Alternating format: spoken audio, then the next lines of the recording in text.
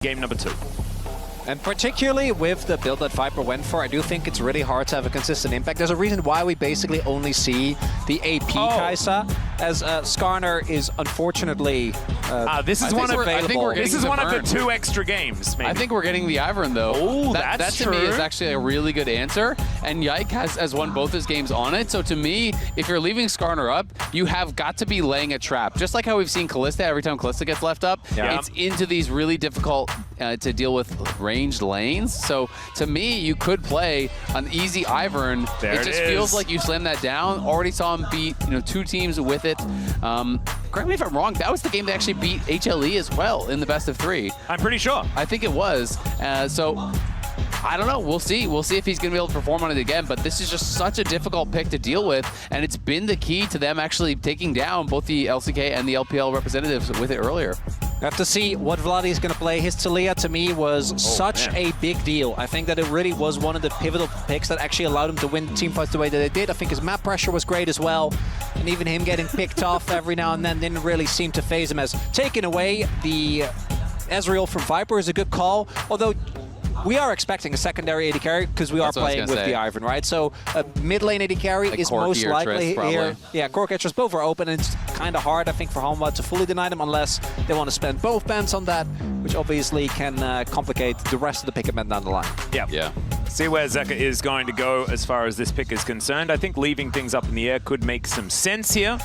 But we'll see, as the Gnar a consideration and a lock in here for Zeus. The pick away from Canna as well does make a fair bit of sense there, as both of them are huge Gnar fans. Yeah, and I mean, when you look at what Kana has played, his 3 most played this tournament are the Jace, the Mbessa, and the Gnar. So obviously, Jace was played last game, so that's gone. They banned out Mbessa. They take away the Gnar, so they're kind of pushing him down as far as that tier list does go. It is going to be Leona. Be the other AD mid pick that has still remained viable after all the changes that we had. Obviously, it dominated most of the meta last year. And Kana can go towards pick up, a top laner if he'd like to. They can already see the Gnar, so just taking Aatrox or Jax, one of those things is fine. Camille is something that we were talking about a lot yesterday, but didn't actually lock that one in. Is going to be the Aatrox, though. So it feels like Canna and Zeus' champion pools are just getting drilled into by both very aggressively by both of them at the same time. It's kind of crazy. It's like their shared champion pool is what's getting attacked by the Fearless draft, as Braum, considered by Delight, definitely a step away from a lot of the engage that he's been heading on, but you can see why they would like to pick it up. That is going to be locked in here. And now a Zeka pick, please. What is Zeka going to go towards? A lot of the very comfortable blind picks have already been taken away. It's going to be the Aurora, which hasn't, I don't think, really felt that amazing this far in the tournament. You're also playing it into an Ivern and an Ezreal. And the HANWHA Live draft, I gotta say, not necessarily inspiring the most of confidence. Engage feels relatively lackluster. Obviously, you do have the Skarner, but Engage Braum, we all know, isn't the greatest. And then the Kiteback and the range on this comp of KC is a complete nuisance. I feel like they have a giga draft gap. Yeah, I think so too. I think their draft is so much better for KC. Aurora 1-6 so far in mid lane at first stand, really has not been a performant champion. Kana, looking good. Might be cooked. Let's dive onto the Rift for game number 2.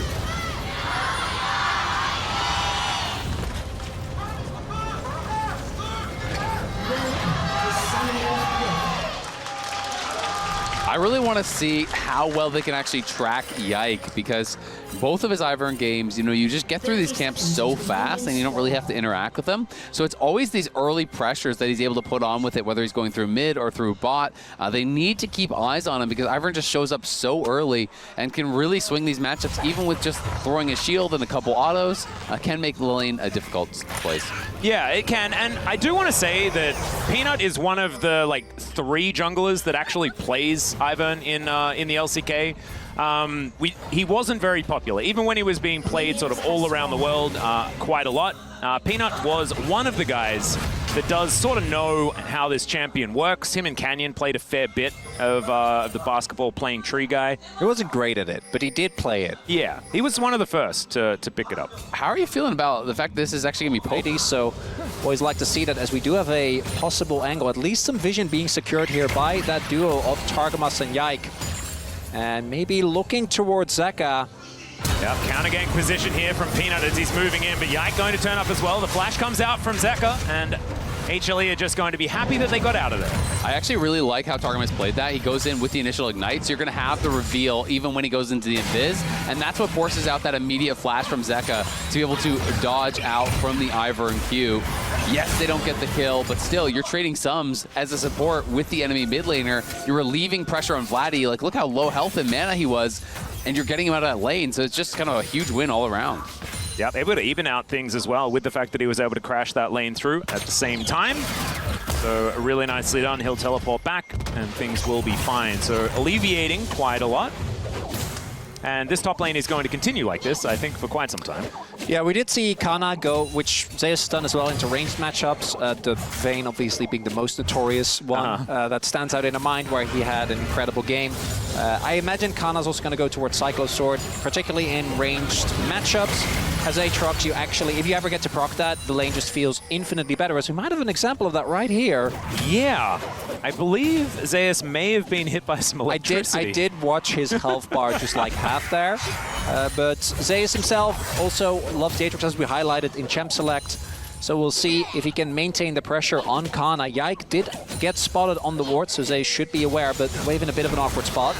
Yeah, Blight finding a point-blank Winter's Bite here, but not going to follow up on anything. Of course, Targamas with no flash is somewhat of a target, but he's still Leona, so probably not something. So he's looking to make an impact towards bot so that he can free up Kalist and Targamas to help him out, take that objective down. You can see that they're super aware of this, though. They're playing so far back. You know, Braum only taking the cannon with a Targon charge from max range Q. Like, they are not willing to walk forward. Peanut's topside, no one's contesting there, so where could Ivern be?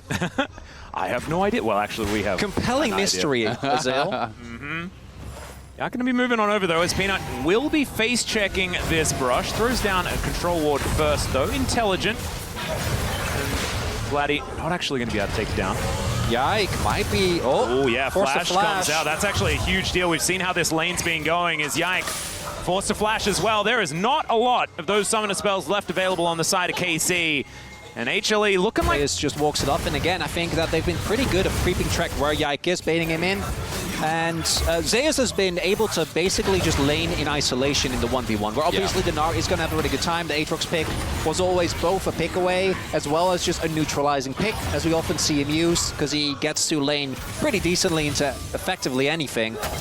And I've always felt like Zeus is just such a confidence player, right? When he is playing really well, he can just play even better. And after a game number one, you want him to be able to start off strong, to get himself into a good position, to get that swagger back a little bit, so to speak. And now at this point, he's up a good 20 CS. Yes, some of this may be collected by Kana as he runs back to try to get that, but still, Zeus opening up a really strong... Through things, it's going to be the wall that he goes through as he heads down towards the Scuttle Crab.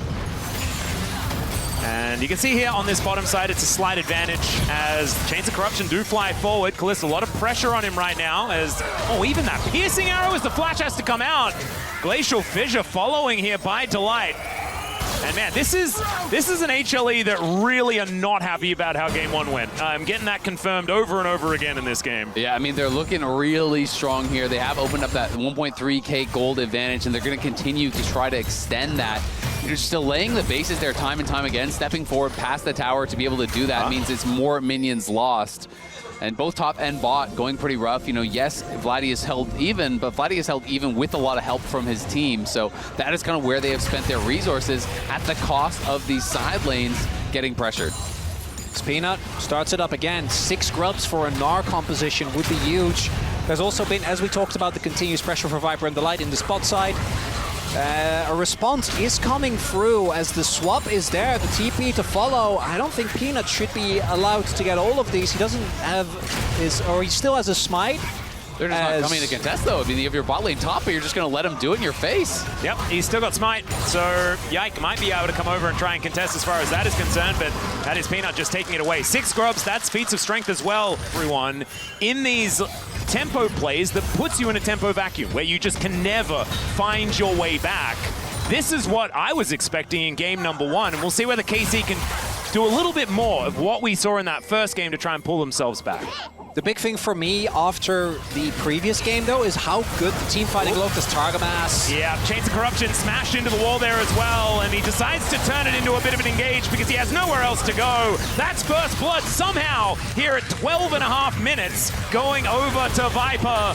As Kalist going to be pushed out of this one as well, and HLE, they'll take their prize, and they'll keep an even firmer grip on this map. Yeah, and the real concern here for KC now is just that the advantage is starting to get bigger and bigger. It is not just stabilizing, right? You know, if you're down 2K, you're still kind of chilling if you can keep that at 2K for the next 10 minutes, for the next 15 minutes, but HLE are really starting to push forward, and the fact that they're dominating the objective game puts you on a timeline that you're not necessarily going to be. This is his bread and butter. This is how he plays it. So it's a frightening time here for KC. But they won game one, right? We can hold on to that. It's a team fighting, right? That was, for me, KC was doing so much better, particularly with HANWHA's strength being team fighting. So that's something that I think they can still rely on. But it's, again, Gold Lead, it just keeps on climbing slowly and steadily. And if they're not careful, they are just going to get choked out of this game. Yeah, but they're not at that position now, definitely. We'll see. It is going to be a Cloud Soul spawning here, which is quite strong. Peanut's going to be able to grab the blue buff, and they should be able to walk off. Gnar just heading back again to topside, just trying to continue hammering home this advantage. And I mean, really at this point, it's tough because normally in these kind of situations, you say, well, the jungler should go up there and relieve some pressure, but because it's an Ivern and Aatrox, you have no consistent CC to be able to really guarantee a lockdown and actually make that play happen. So it kind of just ends up being a waste of his time. So he's just kind of playing around the other lanes. And the MasterCard lane economy snapshot, they forgot to put KC's in there. We'll need to get that redone. I'm not going to redo the math, but I'm pretty sure they're right. I do want to highlight something we haven't talked about yet, as Zeus should be fine here still. I don't think there's enough people nearby. Does need to hit this tower a couple of times before he makes his way out, as he flashes, actually. Not sure about that one, as the Gnar into the wall. He hits the Mega as Delight comes over. The redemption coming down, though, is Yike looking to try and protect his top laner. But with Peanut in the area, they might be able to get something done, but Delight is just being given up to the Ghost. He's dead. And it looks like KC are going to be able to finally strike back in this game, answering that first blood with a kill of their own. That's actually huge as well, but they're going to look for Kalist. Yeah, ulti comes through from Zeka here, as Kalist taking a fair bit of damage, but not going to be hit by everything. Zeka needed to land that other one. Piercing arrow going to go wide there as well as Kalist. I reckon give yourself a bit of a thumbs up there. It's the first time we haven't seen a thumbs up, and that was the most expected one. I mean, that was a really nice sidestep on a couple of those different spells. Great for Kana to be able to grab a kill there and equalize things somewhat here in that top lane. Well, Peanut is going to come on over here as the rest of KC looking to try and take down this Rift Guard. It's going to be stolen by Peanut, and he's tanky enough to be able to pick up this Eye and Targamas at the same time. Throws out the Impale for what feels like fun as the Spiraling Despair comes down. Peanut trying to deliver it to the rest of his teammates. He's blast coned his way out. They managed to pick up what they wanted. And Zeka now looking for maybe a little bit more. Kalist coming on over, but HLE, calm down. You managed to get what you wanted, now just leave. But I do think the HANWHA live comp, as mentioned, I think their engage is pretty lackluster. If they are zooming across the entirety of the Rift, that's not going to matter nearly as much. No. While I'm never really a fan of giving up soul point for free like that, I don't think they're in a position that's to my fight. point. You have to, like, I don't think they can. They can't. Bounties are up. They didn't even get the bounty gold on the Herald because Peanut just kind of walked up and stole it. Yeah, wandered in there. KC now with Kana being able to farm relatively safely from behind his dead turret, but like you were saying, bounties are up. That spells disaster here for KC at this stage of the game. They're not out of it just yet, but it looks like a circling of the drain is what's kind of occurring here. And the thing that's really dangerous and worrying is that this is the Ivern game. You don't get another one of these, right? It's Fearless. And this is one that they should definitely be winning, right? That's what you'd expect. This is their ace in the hole.